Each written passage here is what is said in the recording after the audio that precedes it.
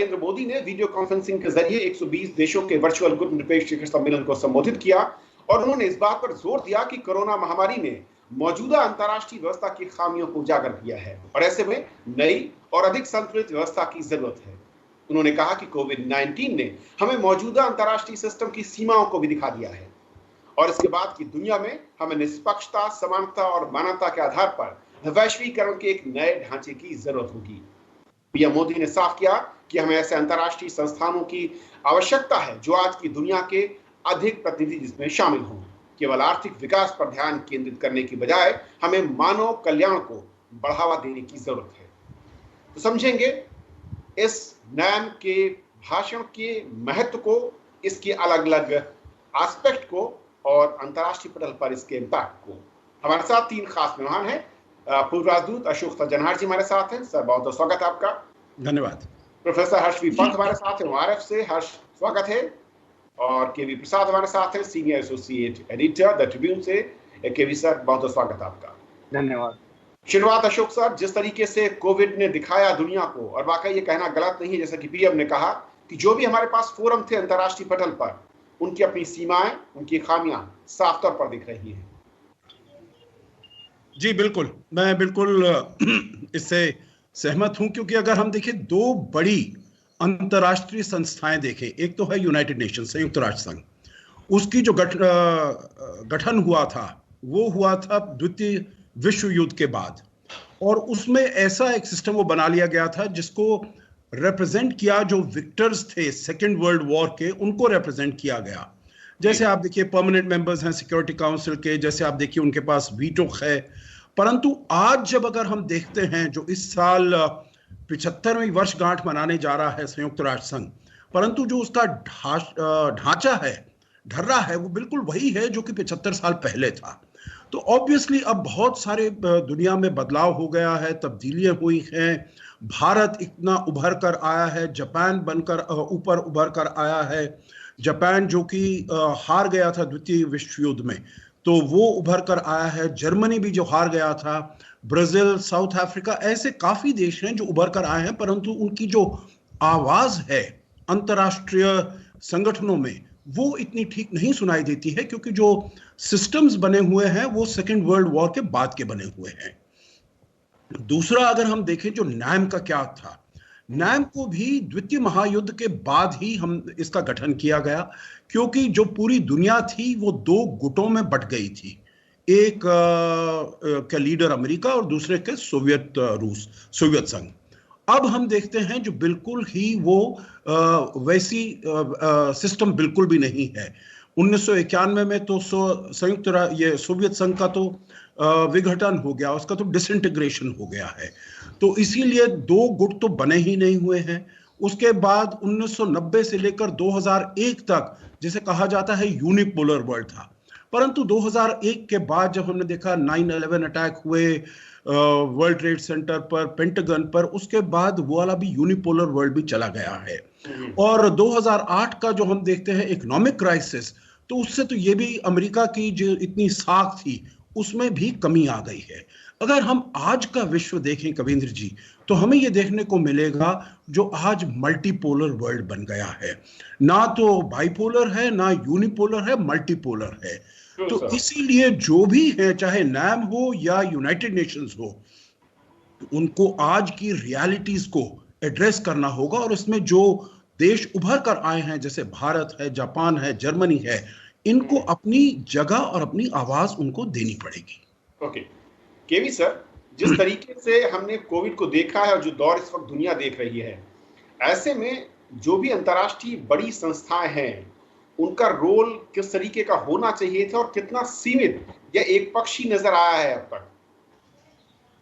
देखिए, एक तो ये जो महामारी आई है उसके बाद कई फोरम्स में इस पे सवाल जरूर खड़ा किया है कि जो विश्व स्वास्थ्य संगठन है इसका क्या रोल रहा है। ये भी एक मल्टीपोलर मल्टीलैटरल बॉडी है जिसके में सारे लोग भागीदारी हैं, लेकिन उसको लेकर, और जैसे एम्बेसडर सज्जनहार ने बात की, संयुक्त राष्ट्र के ऊपर भी कई सालों से लोग सवाल उठाते आए हैं कि भाई इसकी और साथ ही साथ एक जो नया कोण जो कल फिर से उभरा है कि नैम या गुट निरपेक्ष की प्रासंगिकता को लेकर काफी दिन से एक बहस चल रही थी।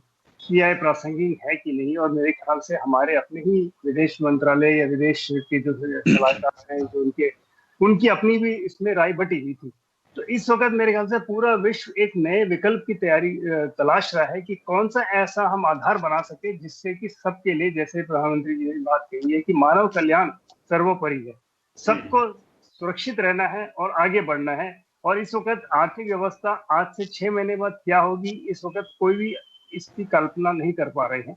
सब अंदाजा ही लगा रहे हैं कि भाई ये होगा, लेकिन अब जब महामारी अभी बीच में है और फैलाव के प्रचार चल रहा है चरण में, तो कोई भी आंकलन लगाना मुश्किल है। तो मेरे ख्याल से सारे लीडरान और सारे देश एक विकल्प की तैयारी और तलाश रहे हैं, कौन सा ऐसा विकल्प है जो कि हमको मानव कल्याण के हितों को ध्यान रखते हुए साथ ही साथ हमारी जो अर्थव्यवस्था है वो एक सुदृढ़ रूप से चले, ताकि जन कल्याण उसमें उसके हाथ में। हर्ष, क्योंकि जिस तरीके से इस कोरोना संकट के बीच में मैं थर्ड वर्ल्ड कंट्री की बात करूं, अफ्रीकन देशों की बात करूं, एशियाई सब कॉन्टिनेंट की बात करूं, भारत ने जिस तरीके से प्रोएक्टिव रोल दिखाया, चाहे वो दवाओं की सप्लाई को लेकर हो, एसेंशियल जो भी दूसरी मेडिकल हेल्प की बात हो, वो किया। क्या वो रोल अंतर्राष्ट्रीय पटल पर जो बड़े बड़े मंच हैं, जो आर्थिक तौर पर समृद्ध रहे हैं, उनका रोल ज्यादा देखना चाहिए था? वो कहां पर नजर आए? और इसीलिए शायद ये जरूरत महसूस हो रही है कि नैम या फिर इसके थ्रू कोई एक ऐसा संगठन जो कि मानव कल्याण के लिए तमाम पक्षों को साथ लेकर मदद के लिए आगे आ पाए। कविंद्र, मुझे दो चीजें लगती हैं। एक तो ये कि जिसका जिक्र भी हो रहा था कि अंतर्राष्ट्रीय जो भी संगठन है उन्होंने बिल्कुल इस क्राइसिस में वो रोल प्ले नहीं किया जो उनको प्ले करना चाहिए था, जिसकी उम्मीद लोग और देशों ने करी थी उनके साथ जब ये बने थे, चाहे वो WHO हो, चाहे वो यूनाइटेड नेशंस हो। तो सारे अलग थलग पड़े रहे। उन्होंने बहुत देर से डिसीजंस लिए, गलत डिसीजंस लिए, कई बार किसी एक देश के प्रभाव में आकर डिसीजंस लिए जो कि मानवता के खिलाफ गए। तो मुझे लगता है वो जो एक बड़ा मैसेज इस समय जा रहा है कि जो आपकी ऑर्गेनाइजेशन से अभी तक थियोरेटिकल डिबेट होता था कि ये अभी इस माहौल के लायक नहीं है, समय बदल रहा है, परिवर्तन हो रहा है, इनको भी बदलना चाहिए, मुझे लगता है वो अब सब बाहर आ गया है। वो थ्योरी से लेकर अब प्रैक्टिस में हमको दिखाई देने लगा है कि किस तरह से अगर ये अंतर्राष्ट्रीय संगठनों में बदलाव नहीं किया गया तो किस तरह से परेशानी इंटरनेशनल ऑर्डर के लिए बढ़ेगी। दूसरा, मुझे लगता है जहां तक भारत का सवाल है, भारत ने शुरू से ही बड़ा प्रोएक्टिव एक अप्रोच ग्लोबल डिप्लोमेसी को लेकर रखा है इस क्राइसिस के दौरान, जहां पर दूसरे देश बहुत ही अंतर्मुखी हो रहे थे, जहां पर दूसरे देश सिर्फ अपने बारे में सोच रहे थे।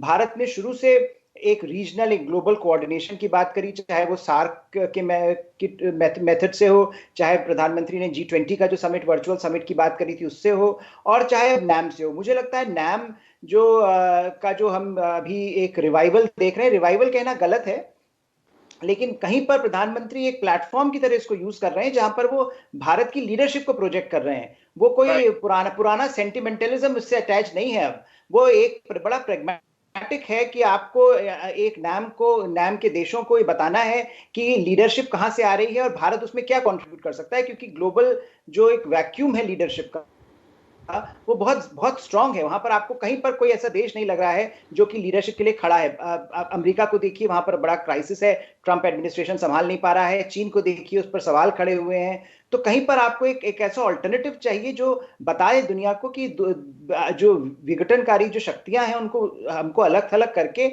एकजुट होकर इस समस्या से लड़ना है। मुझे लगता है प्रधानमंत्री ने हर प्लेटफॉर्म को इसलिए यूज किया है, और नैम को भी जो उन्होंने कुछ बातें कही हैं वो इसी दिशा में है, संकेत दे रही हैं कि आगे चल के हमको न सिर्फ अंतर्राष्ट्रीय व्यवस्था को सुदृढ़ करना है बल्कि एक नई लीडरशिप को तैयार करना है, जिससे कि जो भविष्य में इस तरह की परेशानियां हो तो वो लीडरशिप और एक ग्लोबल कोऑर्डिनेशन बन सके। अशोक सर, क्योंकि जिस तरीके से जो भारत का रोल राज्य का जिक्र हर्ष कर रहे थे, उसी तरह के या उससे बड़े रोल उन संस्थानों की ओर से होने चाहिए जो कि उम्मीद कर रहे थे शायद दुनिया के तमाम देश, और खासकर वो देश जो कि आर्थिक तौर पर या फिर हेल्थ इनोवेशन या हेल्थ फैसिलिटीज के लिहाज से कमजोर हैं, लेकिन वो नजर नहीं आया।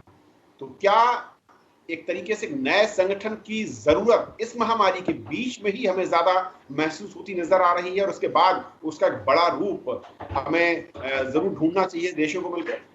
देखिए, आप बिल्कुल ठीक कह रहे हैं कविंद्र जी, क्योंकि ये वाली जो महामारी है, ये जो प्रकोप है, जैसे प्रधानमंत्री ने अपने वक्तव्य में शुरू में ही कहा, जो इससे बड़ा क्राइसिस हमने इससे पहले कभी नहीं देखा है। पिछले कितने दशक हो गए हैं, परंतु इससे बड़ा क्राइसिस दुनिया ने कभी नहीं देखा है।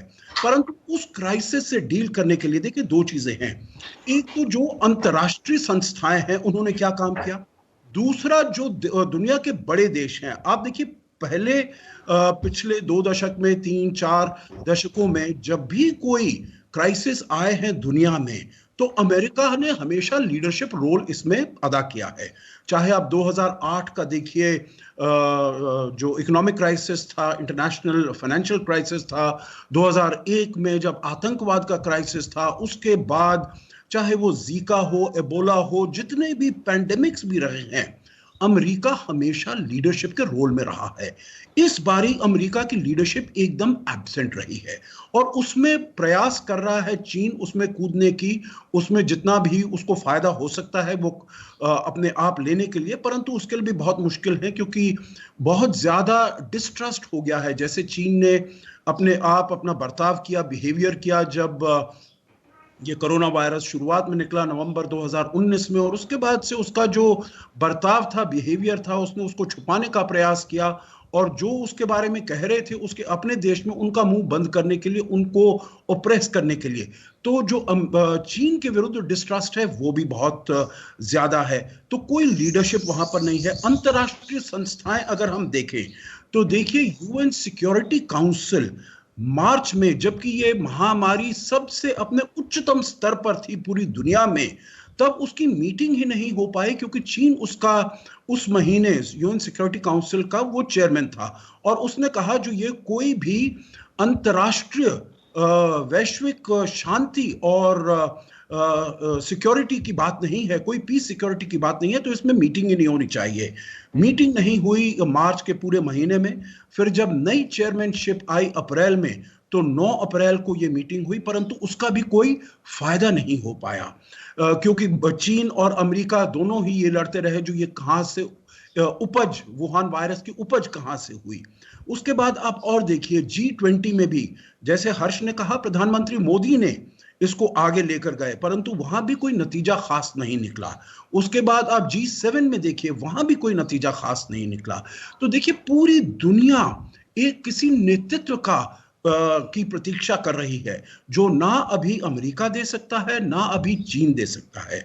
और भारत भी इसमें एक बहुत अहम रोल अदा कर सकता है, अपने आप अकेले नहीं, क्योंकि हमारे पास इतनी क्षमता नहीं है, चाहे आर्थिक क्षमता हो या और प्रकार की।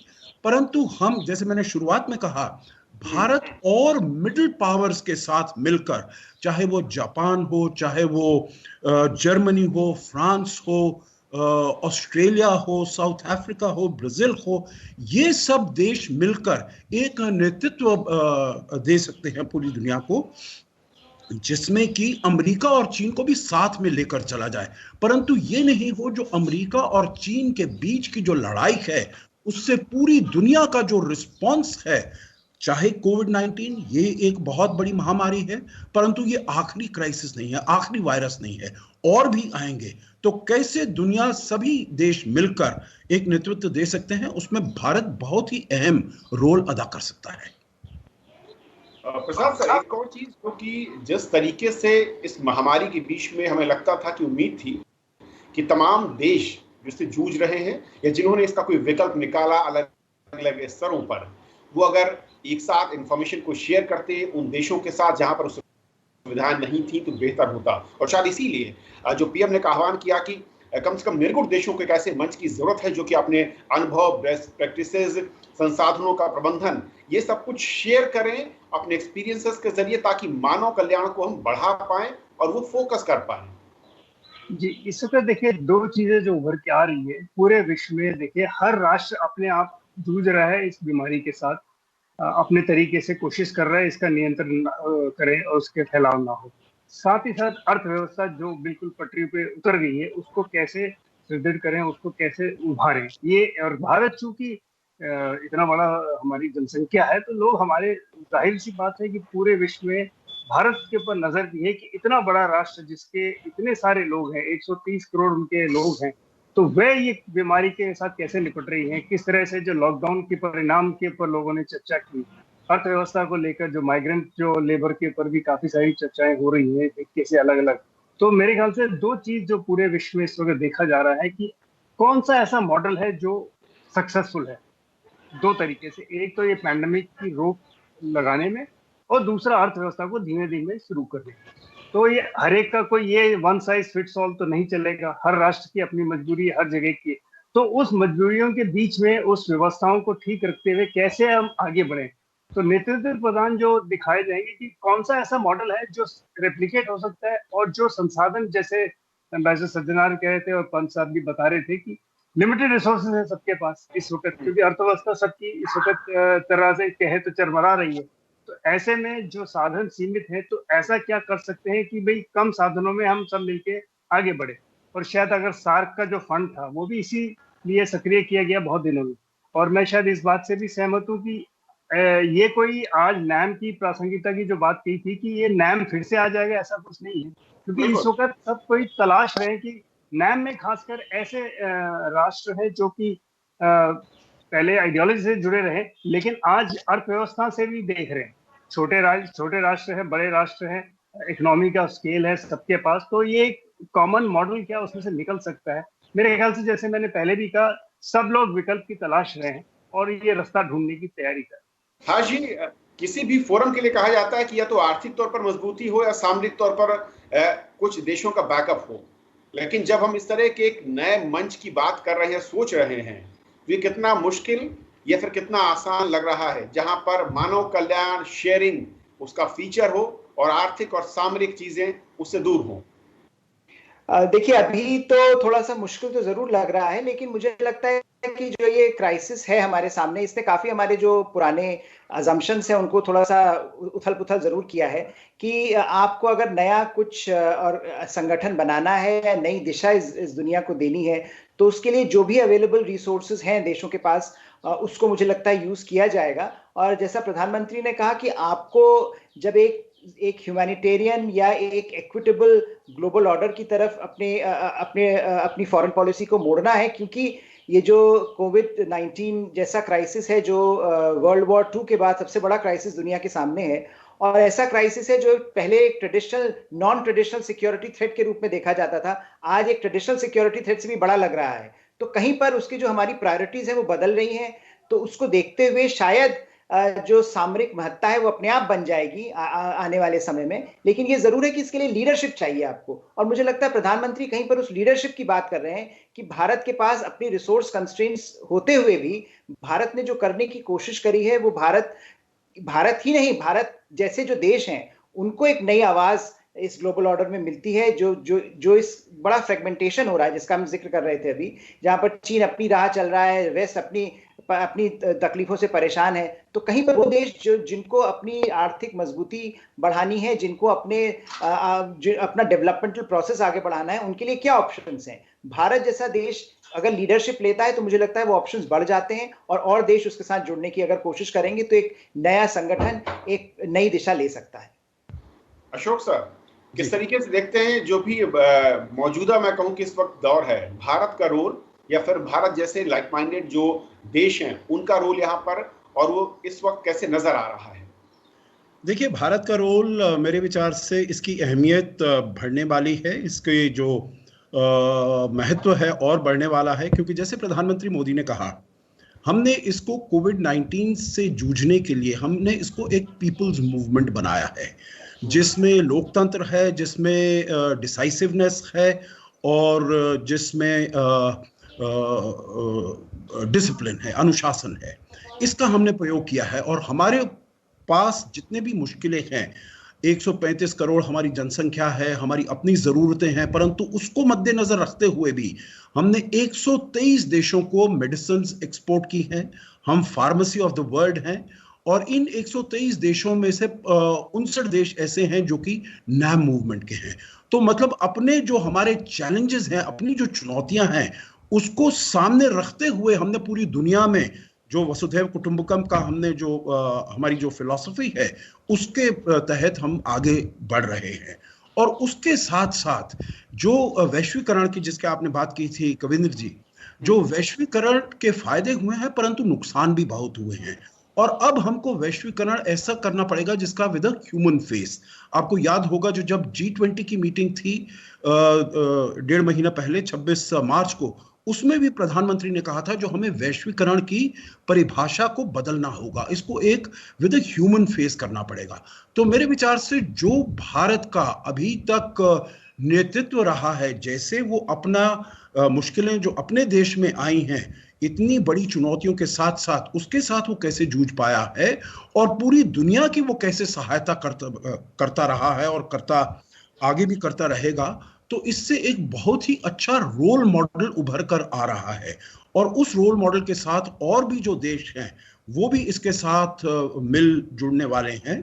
और हमने इसी इनिशिएटिव्स को हम आगे लेकर गए हैं, चाहे वो इंटरनेशनल डे ऑफ योगा हो, चाहे वो इंटरनेशनल सोलर अलायंस हो, चाहे वो रेजिलिएंट इंफ्रास्ट्रक्चर हो। तो ऐसे बहुत सारे इनिशिएटिव्स भारत ने, ऐसा लीडरशिप भारत ने दिखाया है। आगे चलते हुए भी ऐसे ही अपने आप अपना ख्याल रखते हुए, पूरी दुनिया का ख्याल रखते हुए आगे चलना, यही नेतृत्व है और यही भारत करता रहा है। प्रसाद सर, एक आखिरी कमेंट में चाहूंगा कि मानवीय सहायता में और जो देश का पुराना एक इतिहास है, दुनिया के अलग अलग देशों में या देशों के साथ संबंधों की बात या फिर मदद की, वो एक बहुत अलग तरह की कर रहा है। और क्या उसी को आप देख रहे हैं कि एक्सप्लोर या एक्सपैंड करते हुए हम देख रहे हैं और इसको एक नई मजबूती के साथ आफ्टर कोविड हम देखेंगे? जी, मेरे ख्याल से ये शुरू ही हो चुका है। जैसे कि अभी बात भी हो रही थी कि जिस तरह से हमने मदद पहुंचाने की कोशिश की दवाइयों की खासकर, उससे काफी विश्व में राहत। और ये मानिए कि सिर्फ छोटे मोटे जो राष्ट्र हमारे इर्द गिर्द हैं उन्हीं को छोड़ के या हमारे पड़ोसियों को छोड़ के अमेरिका जैसे और जो देश जिनको साधनों की कमी नहीं है उनको भी हमने मदद पहुंचाई है। तो जो मानवीय चेहरा जो निकाल के, और इस वक्त सब ये इस चीज की मेरे ख्याल से प्रशंसा यही हो रही है कि अपने समस्याओं को जूझते हुए विश्व को आप कैसे मदद कर रहे हैं। साथ ही साथ आगे जो नेतृत्व प्रदान करने की बात है कि सबको एक